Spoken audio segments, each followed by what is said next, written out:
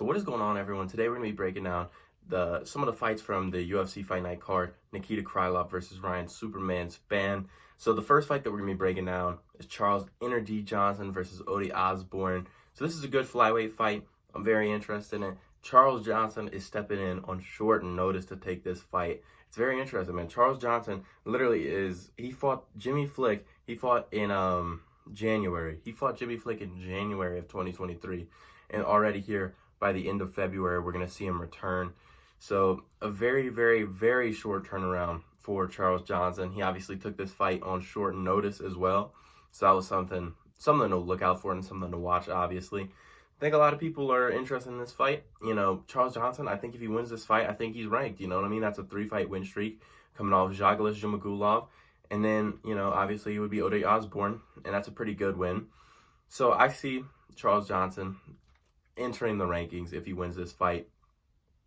Charles Johnson's last loss was to Muhammad Mokaev. Okay, that was the UFC Fight Night card in London. That was in July of 2022. So he's had 3 fights since July, and this is going to be his 4th fight since July of 2022. So the activity from Charles Johnson, I think it's a good thing. Seems to be getting better with every fight he fights in the UFC. The Jimmy Flick fight was just fantastic. I would recommend you go back and watch those fights. The Jimmy Flick fight, people forget Jimmy Flick is actually a pretty dangerous fighter, especially submission-wise, and Charles innerg Johnson was able to go out there, knock him down, and then find ground and pound to get the finish. So that was a good fight. I really enjoyed the fight. But then for Ode Osbourne, right? Ode Osbourne is 11-5, and he's coming off of that KO loss to Tyson Nam at Vera. That was on the Vera versus Cruz card in August of 2022. So pretty much since summertime, they both kind of fought summertime, you know, June, July, August.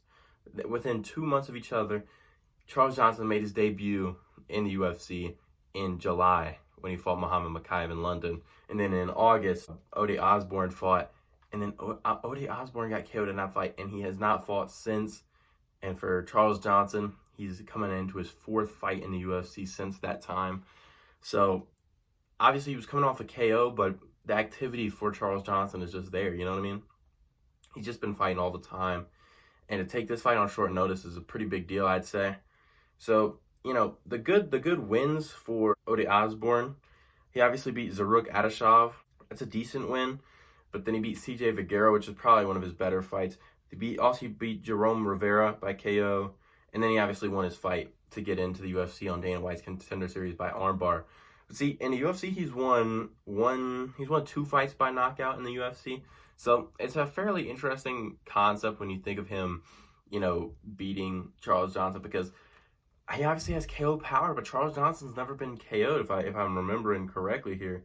Yeah, Charles Johnson's never had a KO loss, never been finished either. So I don't think you're going to see him get into a position where you're going to see him submit Charles Johnson, because Charles Johnson hung on with Muhammad Mokaev for all 3 rounds and had a very good showing in that fight, and actually had people questioning Muhammad Mokaev when he went into his next fight against Malcolm Gordon. So I think Charles Johnson has amazing takedown defense. He's got amazing grappling, and I think that's the thing that people don't understand about him. So I think he's going to be able to go out there and stuff any takedowns that are coming back at him. I don't think Ode Osbourne's going to hit him with any knockout blows.